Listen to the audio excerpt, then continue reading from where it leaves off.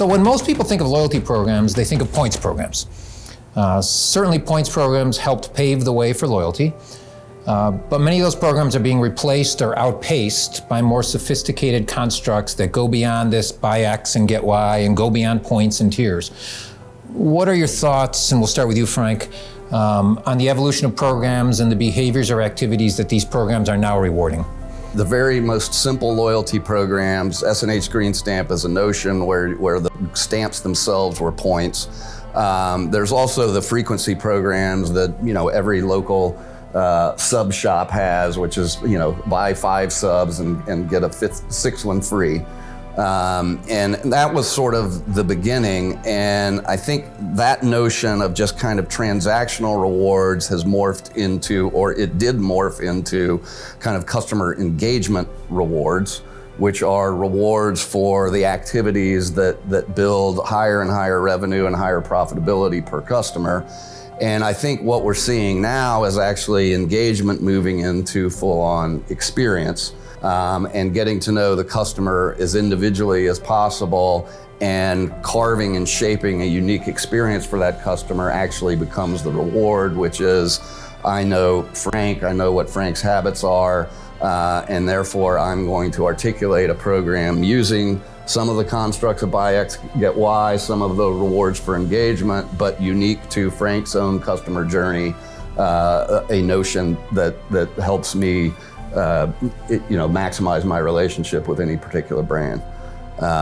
Again, technology has played a super interesting role in that. The amount of data that we can collect through browse behavior, through social interactions, through listening, et cetera, is an enabler of that. And what's interesting is I think customer experience, and I think these things all sort of come full circle, is customer experience over time to me just simply becomes brand. And a brand is the customer experience, and the customer experience is the brand. And the notion of branding back in the day was 100% a notion of creating loyalty. So all of these elements are super important, but I do think it's now very triggered around each individual's customer's journey and their experience. Yeah, I think that's excellent. I think we're hearing and seeing so much of this experiential loyalty concept, and the passion that it then gets created in a consumer. It's an emotional passion of I need to engage with that brand. I love their product. I love their message. I love the experience and the entire experience. Sumit, are you seeing the same from your perspective? Can we get your thoughts on this one?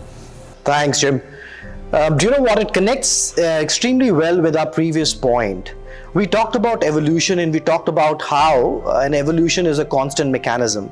And I think that's where the programs have evolved from a certain degree. So if I want to jump straight into it, I would say that the transactional connect that was being made earlier on with certain just earn and burn points has to be replaced with an emotional connect, right? You got to create a win-win. And I say 3 wins over here because there has to be a win for the brand, a win for the shareholders, but most importantly, the win for the customers. And that win will only come when you're able to just go beyond that transaction of that product or services that has been bought and has been rewarded for. You've got to create areas of engagement wherein that emotional bond can be created, and you're able to then touch that customer into a different field altogether, into a different sphere altogether, where that connect is made. So from an evolution perspective, I think this will be constant. There is a huge evolution that has taken place, and it will keep evolving. There's a beauty what we say as loyalists and marketers. We say that the day you know your customer and you're engaging with them perfectly, that is the day that your customer has moved on. And henceforth your program needs to move on, constantly evolve, so that you can be with the evolution of the customer and engage with them on the channels where they're on. Who would have thought that you will now create loyalty communications on Instagram rather than having that comms going on inside the store? And this is just where we are today. A lot more to come in times.